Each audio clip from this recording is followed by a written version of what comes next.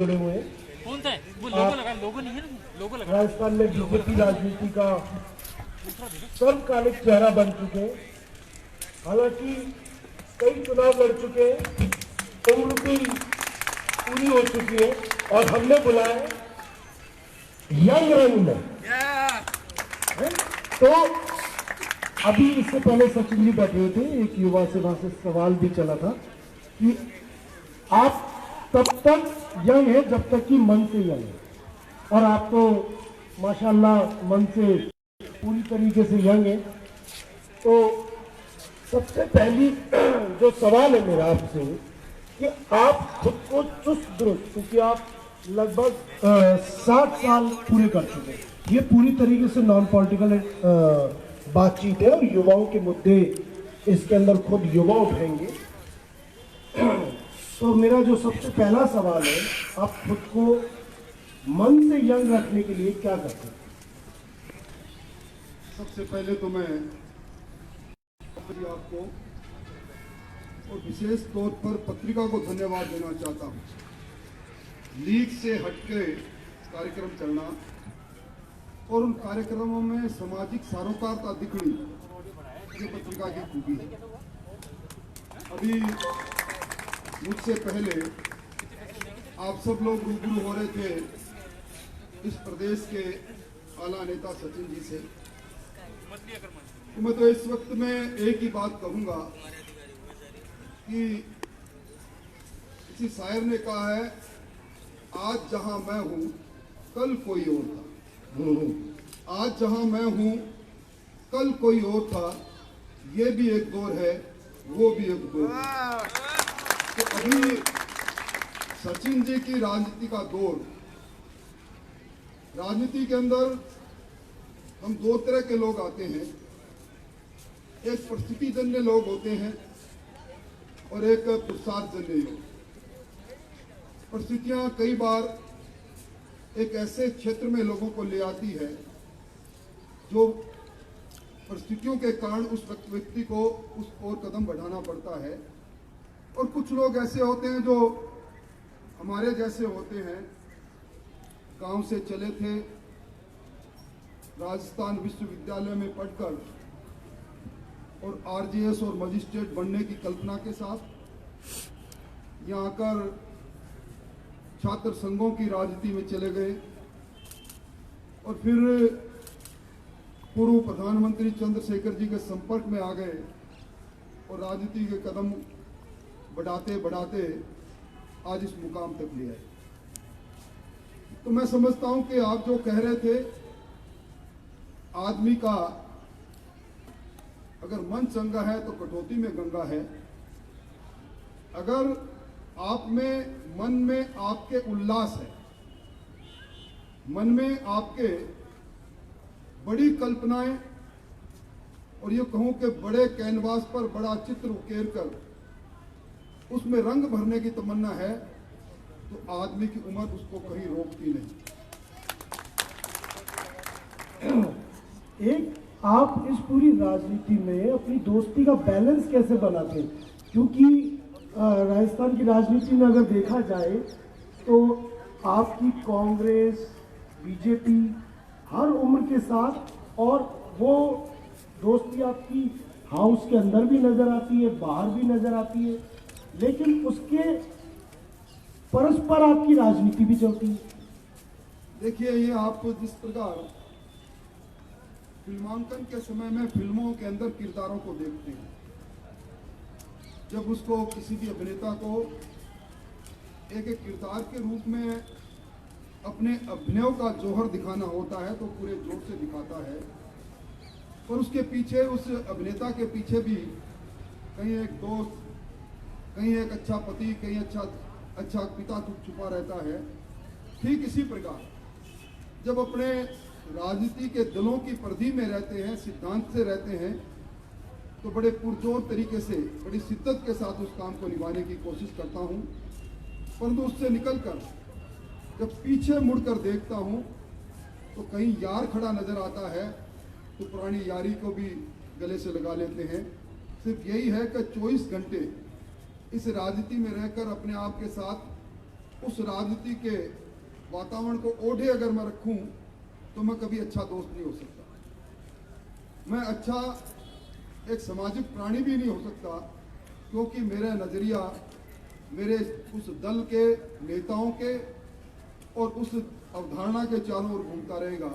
इसलिए मेरी जीवन का फलसफा है कि हम अपने किरदार को बड़ी मजबूती से निभाएंगे, पर व्यक्तिगत जीवन के साथ इस जीवन का कोई जुड़ाव नहीं रखें। इसी के कारण आपने देखा होगा कि जिन लोगों की दोस्तियां राजनीति में हैं, अभी सचिन जी गए हैं, सचिन जी और ज्योतिरादित्य सिंधिया, मिलन देवड़ा, हिंदुस्तान की राजनीति में कई ऐसी बातें हैं जो चलती है, पर परिस्थितियां आपने बदलते और पलटते देखा।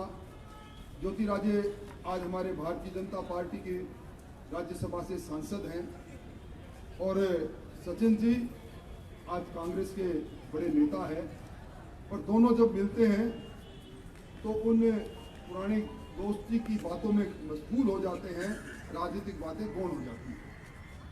बिल्कुल। मैं चाहूँगा इस बीच के अंदर जो मौजूद युवा हैं उनमें से जो सवाल पूछना चाहते हैं, बस मर्यादा इतनी रखिएगा कि सवाल नॉन पॉलिटिकल हो, जो कुछ मार्गदर्शन मिल सके वो इस तरीके के सवाल।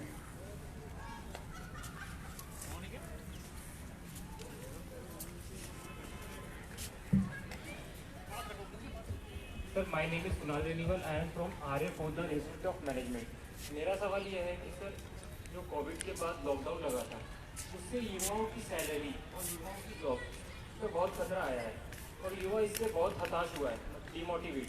तो सर, आप क्या कहना चाहेंगे उनके लिए कि जो मोटिवेट हो सके आगे और अपना काम आगे कंटिन्यू कर सके? सर देखिए, इस प्रकार की बातें पहली बार नहीं। अगर आप देखें, जापान के अंदर जब बम गिराए गए थे, उस समय वहाँ की सारी संस्कृति समाप्त हो गई थी, परंतु उस संस्कृति ने भी समाप्त हुए उस समय ने वापस वहाँ के नौजवानों ने देशभक्ति के जज्बे के साथ अपने को आगे बढ़ाना प्रारंभ किया। कई मोड़ों पर ऐसा समय आता है। अब ये बीमारी जिस प्रकार के वायरस को लेकर आई, इसने पूरी दुनिया को झकझोर के रख दिया, पर मैं समझता हूँ हताश होने की आवश्यकता नहीं। आप देख रहे हैं, इस बार जब यूनियन बजट आ रहा था, उस समय हमारे वित्त मंत्री जी ने कहा कि हम इस आशा के साथ हमारी इकोनॉमी को के उस बजट को रखें कि हम जीडीपी में +11% की दर के साथ आगे बढ़ेंगे। इसलिए कोविड के कारण से निश्चित तौर पर कुछ व्यापार बड़े प्रभावित हुए, और व्यापार के साथ साथ जो निजी क्षेत्र के अंदर नौजवान काम कर रहे थे, विशेष तौर पर जो तकनीकी स्किल लिए हुए थे, उनके कई कल कारखाने बंद होने के कारण से उनके जॉब भी गए। परंतु कहते हैं ना, अंधेरे के बाद उजाला आएगा। अब उजाले की किरण वापस फूटने लग गई है। व्यक्ति को कभी भी अपनी एक घटना के साथ अपने जीवन के हर पहलू को जोड़ के नहीं देखना चाहिए।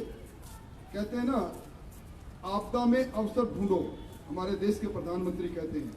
तो अब नौजवानों के सामने वही मौका है, आपदा में अवसर ढूंढ भी रहा है। आप देख रहे होंगे कि हमारी इकोनॉमी एक बार और छलांग लगाती नजर आ रही है। इसलिए इसमें हताश होने की आवश्यकता नहीं।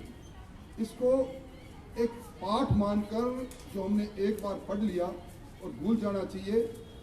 एक छोटी लाइन के आगे अगर लंबी लाइन खींचने की तमन्ना आपकी होगी और जहन में यह बात रहेगी कि छोटी लाइन भी कभी खींची गई थी, तो आपको सफलताओं में आगे बढ़ने से कोई रोक नहीं पाएगा। एक बात राजनीति जी जो बड़ी महत्वपूर्ण लगती है कि आज का युवा अपने पैतृक व्यवसाय में उतरने से क्यों बच रहा है और कहाँ चूक हो रही है? ये मैं राज्य का स्वास्थ्य मंत्री था। कोटा के अंदर आपको याद होगा, ये वक्त है आज से 4.5 साल पहले का। वहाँ कोटा जो कि आज एजुकेशन हब बन गया, कोचिंग इंस्टीट्यूशन की एक लंबी फिहरिस्त है। वहाँ एक साथ एक के बाद एक सुसाइड बहुत हुए। बच्चों ने आत्महत्याओं का एक सिलसिला जारी हो गया और उसके बाद उसके कई कारण माने गए। फिर यहाँ से मुझे किसी ने कहा कि आप एक साइंटिफिक डॉक्टरों की, मनोचिकित्सक डॉक्टरों की एक टीम भेजो। तो मैंने उनको उस टीम को भेजा तो उनको मैंने कहा कि आप जिस भी परिवार से बात करें उनकी सोशियो इकोनॉमिक स्थिति के साथ साथ वो अपने बच्चों को कैसा देखना चाहते थे। तो जो कुल मिला के बाद निकल कर आई तो आजकल एक तो परिवार न्यूक्लियस परिवार, एकल परिवार की अवधारणा आज समाज में व्याप्त हो गई और एकल परिवार के साथ छोटा परिवार हो गया। और उस छोटे परिवार में जब पिता और माता अपने बच्चों से बहुत कुछ चीज वो मुकाम पर पहुंचे इस उम्मीद के साथ उसे आगे किसी इंस्टीट्यूशन में भेजते हैं और बच्चे को जब लगता है इस बार मैं मेरे माँ बाप की इच्छा और अभिलाषा को पूरा नहीं कर पाऊंगा, तो उसके मन में फ्रस्ट्रेशन आता है। ये फ्रस्ट्रेशन अवसाद में बदलता है और अवसाद व्यक्ति को इस प्रकार के कामों को करने के लिए प्रेरित करता है, अपनी खुद की आत्मा की हत्या करने के लिए। मुझे याद आ रहा है जब कभी गांव के अंदर स्कूल की छुट्टियां हुआ करती थी तो बोर्ड लगती थी कि बुआ के घर चलना है, फूफा के घर चलना है, कि चाचा के घर चलना है, कि ताऊ के घर चलना है। यहाँ बहुत से लोग बैठे होंगे। शायद उन रिश्तों से, उन नोमेनक्लेचर से हमारा नौजवान अपरिचित होता चला गया। ये जो परिवारवाद, संयुक्त परिवार की अवधारणा जो हमारे समाज में पहले थी, मुझे याद आ रहा है अमित जी, गांव के अंदर जब एक दुखद घटना हो जाती थी तो पूरा गांव उसमें एक टाइम खाना नहीं बनाता था। और उसी तरह गांव के अंदर जब एक के घर में शादी होती थी तो पूरा गांव दूध देने से लेकर अपने बिस्तर से सारा उसमें लगता था पूरे गांव की लड़की की शादी है। ये जो एक सब के लिए, सब एक के लिए, ये जो सहकार का भाव था ये कम हुआ। और मैं समझता हूं कि हमारी जो वैल्यू है, हमारी जो सांस्कृतिक धरोहर है, जिस पारिवारिक संस्कृति के साथ हम जुड़े हैं, वो पारिवारिक संस्कृति आज की आधुनिक दौड़ में जब टूट रही है, दरक रही है, तो निश्चित तौर पर आज आप देख रहे होंगे बड़े अच्छे घरों के नौजवान धीरे धीरे देखते नहीं कब नशे की गिरफ्त में चले जाते हैं, कब अपराध की दुनिया में चले जाते हैं, तो उन्हें रोकने वाला कोई नहीं बचा। ना वो अपने चचेरे भाई है उनके जो जिनसे बात कर रहे हैं, ना वो अपने परिवार में चाचा से बात कर सकता है, क्यों है नहीं। तो इस प्रकार की बातें होती है। निश्चित तौर पर आपने बड़ा सटीक सवाल किया। आज की बहुत बड़ी आवश्यकता है हम अपनी जड़ों से कटे नहीं। आधुनिक परिप्रेक्ष्य में हम अपनी जड़ों को पहचानते हुए आज के ग्लोबल युग के अंदर जब पूरी दुनिया एक छोटी सी मशीन, जिसको हम कंप्यूटर कह सकते हैं, इंटरनेट कह सकते हैं, चाहे आपके गूगल की बात करो, चाहे इंसाइक्लोपीडिया की बात करो, उन सब में आकर मिट गई। मैं इस बात को एक बात थोड़ी सी आगे बढ़ाना चाहता हूँ। मैंने देखा है पहले महाविद्यालय में, कॉलेजों में लाइब्रेरी एक अंग हुआ करता था। अब आजकल लाइब्रेरी के साथ रूबरू कोई है ही नहीं। आज का नौजवान, वो उसके हाथ में उसका टेलीफोन है, टेलीफोन के अंदर मेमोरी कार्ड है, मेमोरी कार्ड के अंदर वो सारी ऑनलाइन सारी चीजें निकाल देता है। बिल्कुल। कोई सवाल? हाँ। Good evening sir, my name is Rani Chandela, I am from Kannodia PG महाविद्यालय। माय क्वेश्चन इज दिस कि अभी का जो अपनी जो भारत की संस्कृति है और युवाओं में जो नई पीढ़ी है वो धीरे धीरे कम होती जा रही है संस्कृति, और बाहर के विदेशों में जो हमारी संस्कृति है उसे बहुत ही तेज़ी से अपनाया जा रहा है। तो आपके नज़रिए में जो धीरे धीरे हमारी संस्कृति का जो भाव है वो कम होता जा रहा है, वो किस तरीके से उसको आगे बढ़ाएं, मतलब उसको आगे इम्प्रूव किया जाए कि अपनी जो संस्कृति वो बरकरार रहे, आगे की पीढ़ियों को भी उनको पता पड़ सके कि भारत में जो संस्कृति थी वो कितने विशेष थी और कितनी अलग थी। देखिए, हमारे पुराने ग्रंथों के अंदर जिन अलग अलग 4 चरणों की बात कही गई है और जिन वानप्रस्थ आश्रम तक की बात कही गई है अलग अलग समय में, समय बदल गया, समय की रफ्तार बदल गई और समय के साथ साथ हमारे सांस्कृतिक विरासत में मिले हुए हमारे मूल्य बदलते चले गए।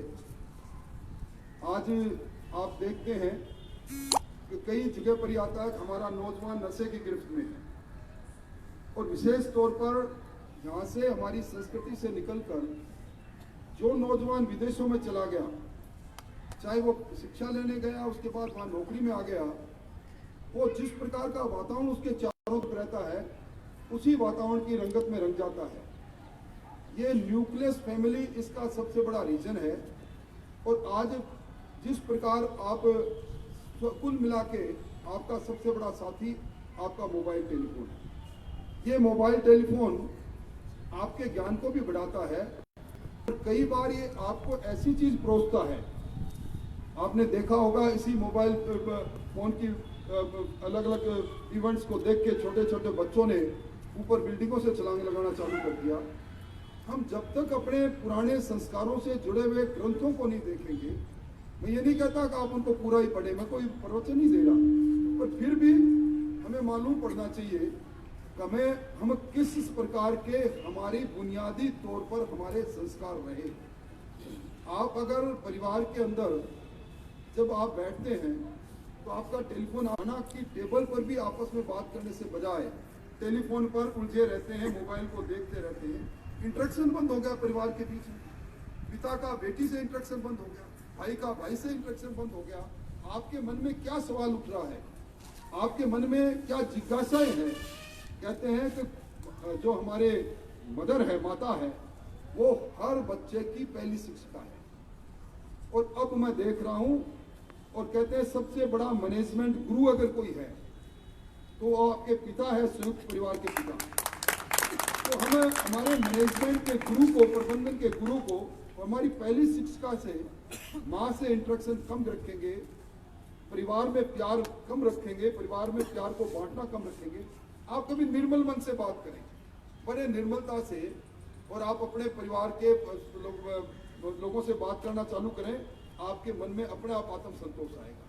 यही तो हमारी विरासतें हैं। इसीलिए तो कहते थे पहले घर में शाम को संध्या जिसको हम कहते हैं, आप याद करो पहले शाम को पूजा पाठ संयुक्त रूप से किया करते थे घर में। आप अभी तो आरती का समय, संध्या का, उसका पीछे अवधारणा यही थी कि परिवार के लोग एक पवित्रता के साथ एक जगह पर कुछ क्षणों के लिए मिले।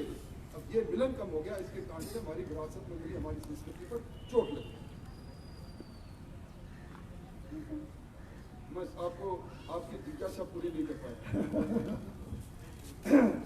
एक आपको कहीं ये महसूस होना शुरू हुआ है कि युवाओं का नेताओं के प्रति अब विश्वास उठता चला जा रहा है, कम होता चला जा रहा है, और इसका कारण क्या मानते हैं? आपने बिल्कुल सही कहा। आज हम जो राजनीति के मंच पर रहते हैं, चाहे किसी भी दल के लोग रहें, आपने इन वर्षों में देखा होगा राजनीति के अंदर आया राम गया राम की संस्कृति बड़ी तेजी से आई। राजनीति के अंदर अब वो व्यक्ति जो चुनाव में जाता है और उस व्यक्ति को जिस प्रकार का धन की आवश्यकता, जिसको काला धन कहें, पीला धन कहें, कुछ भी कहें, यथार्थ ये बात है कि जो चुनाव आयोग जिस प्रकार की लिमिट पे हमें बांधता है, आप विधानसभा का चुनाव 20 लाख में लड़ेंगे तो कई 20 लाख लगते हैं।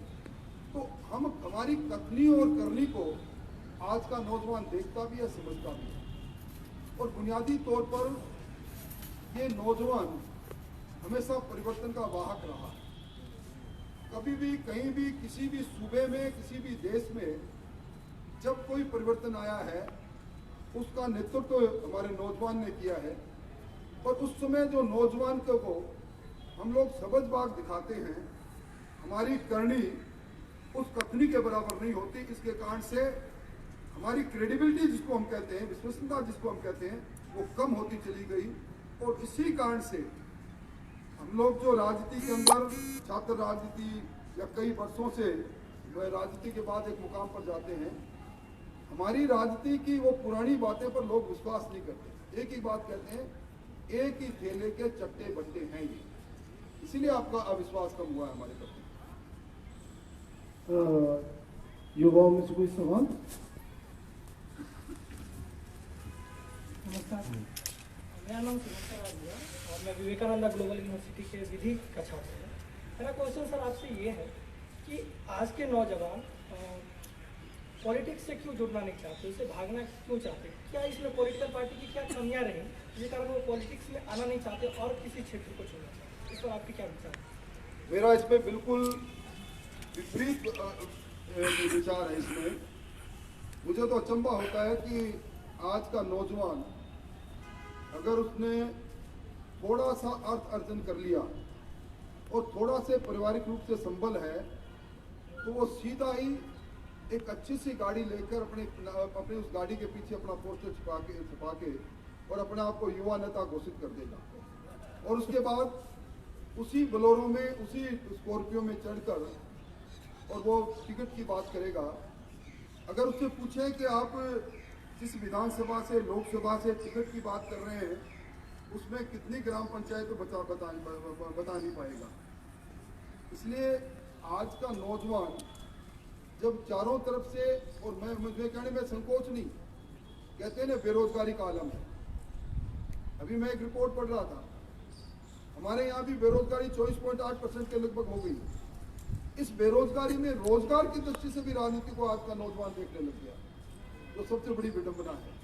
और आपने ये बात सही कही कि वो नौजवान जो चिंतनशील है, वो नौजवान जो बदलते पहलू के हर आहट को पहचानने की कोशिश करता है, वो कई बार सोचता है कि राजनीति के रंग में रंगे हुए लोग, इनको अगर रंगा सियार कह दे तो दूसरी बात नहीं, वो हमें एक इस दृष्टि से देखना चालू कर देता है।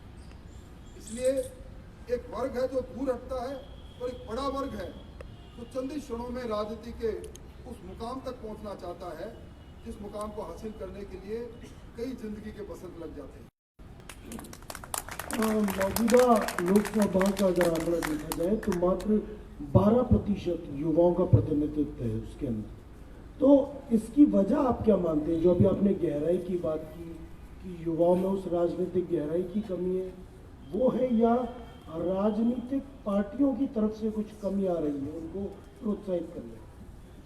देखिए, जब कभी भी किसी भी समुद्र में पानी के ठहराव को आप देखते हैं तो पानी का भरा हुआ समुद्र का पानी जब तक आगे नहीं निकलता जब तक पीछे से पानी की आवक नहीं हो जाए।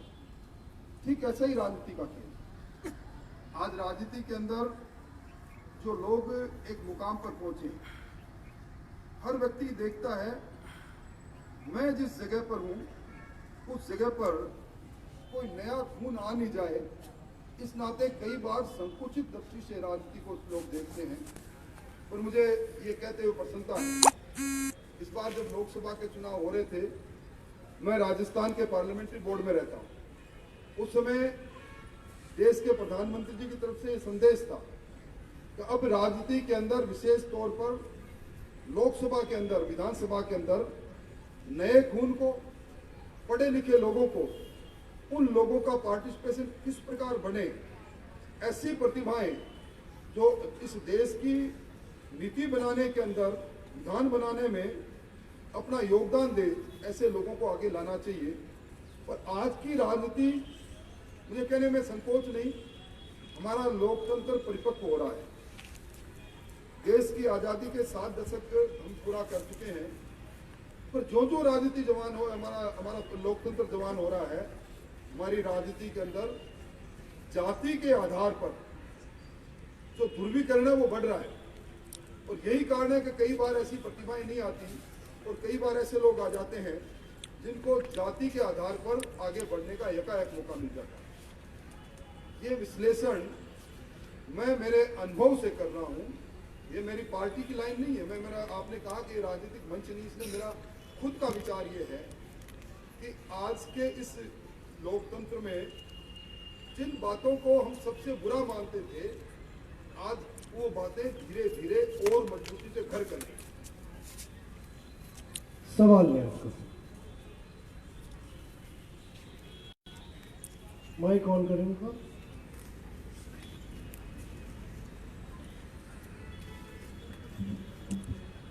नमस्कार, मेरा नाम विदांशी बिंदल है। मैं कन्नौड़िया पीजी महिला महाविद्यालय से हूँ। जैसे कि आपकी राजनीतिक शुरुआत राजस्थान यूनिवर्सिटी से हुई थी, तो मैं चाहूँगी कि आप उस दौर के आपके शुरुआती दिनों की कुछ खटी मीठी शिक्षाप्रद कोई इवेंट या कोई भी याद हो जो आप हमारे साथ साझा करना चाहें।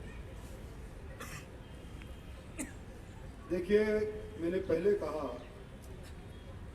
कि मेरी राजनीतिक शुरुआत, अगर मैं कहूं कि राजनीतिक दुर्घटना का मैं प्राणी हूं।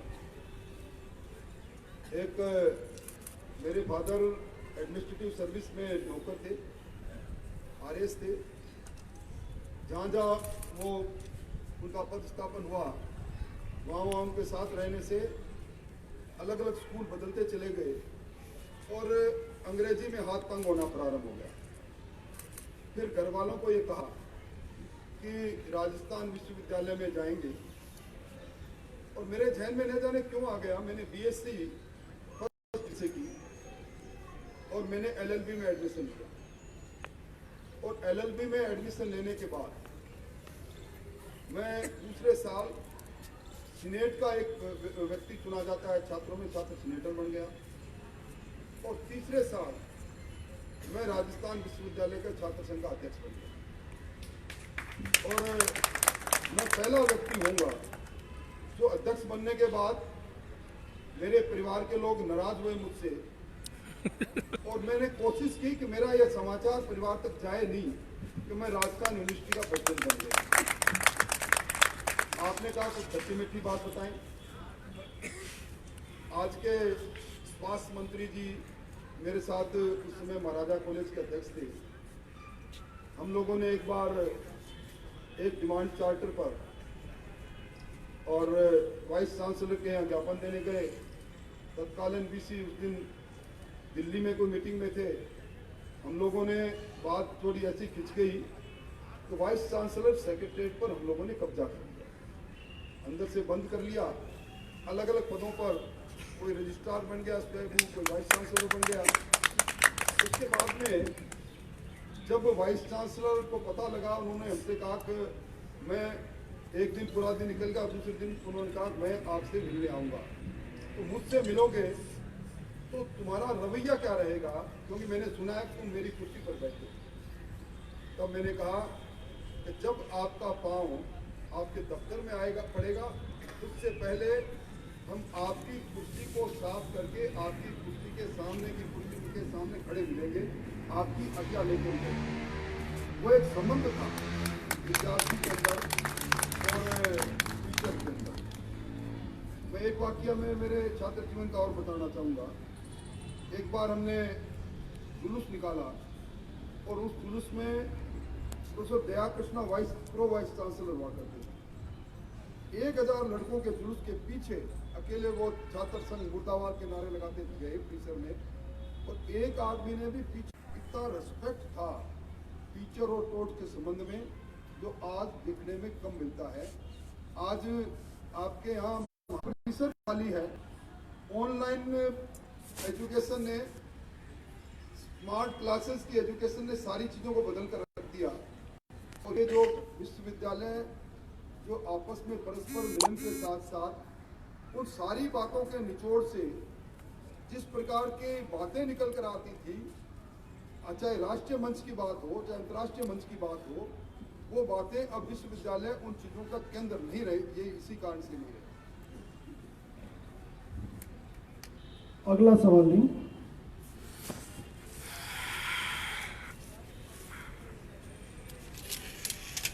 हेलो, नमस्ते सर जी, मेरा नाम विजयपाल कोड़ी, मैं सीकर के नीम का थाना का निवासी हूँ सर। जी सर, मैं फिलहाल राजस्थान विश्वविद्यालय के एमजेएमसी डिपार्टमेंट में हूँ सर।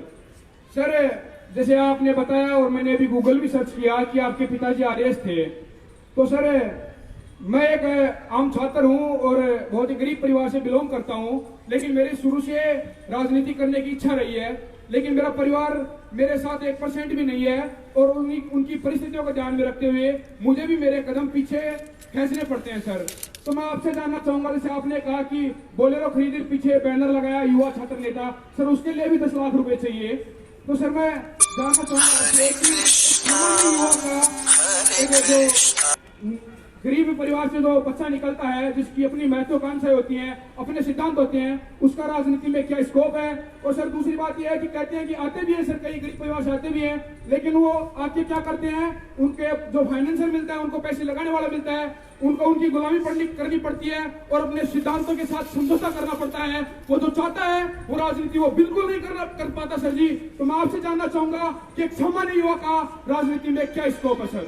देखिए, आपने जो सवाल उठाया उस सवाल के पीछे आपके आक्रोश और आपकी कुंठाएं दोनों मुझे दिखती हैं। आप इतिहास उठा के देखें। आप ही के गांव के पास में खाचरियावास गांव है, भैरव सिंह जी शेखावत का गांव है। भैरव सिंह जी शेखावत का घर अभी अगर आप आ जाके देखोगे तो आपको लगेगा कि आपका घर उससे बेहतर घर हो सकता है। इसलिए सिर्फ ये कहना कि राजनीति के अंदर सामान्य और गरीब व्यक्ति की जगह नहीं है, इसको मैं सही नहीं मानता। अब इतिहास उठा के देखो, आप जयप्रकाश नारायण का इतिहास उठा के पढ़ो, वो किस घर से थे। चंद्रशेखर जी अपने प्रधानमंत्री रहे, वो किस घर से थे। चौधरी चरण सिंह जी का इतिहास उठा के देखो। आप इवन अटल बिहारी जी को देखो, आप अपने पढ़ाई के अंदर, और आप अब्दुल कलाम आजाद को के इतिहास को देखो। बात यह है कि अगर आपके पास गिलास आधा भरा हुआ है तो आप ये भी कह सकते हो गिलास आधा खाली है, ये भी कह सकते हो गिलास आधा भरा हुआ है। तो ये आज के युग में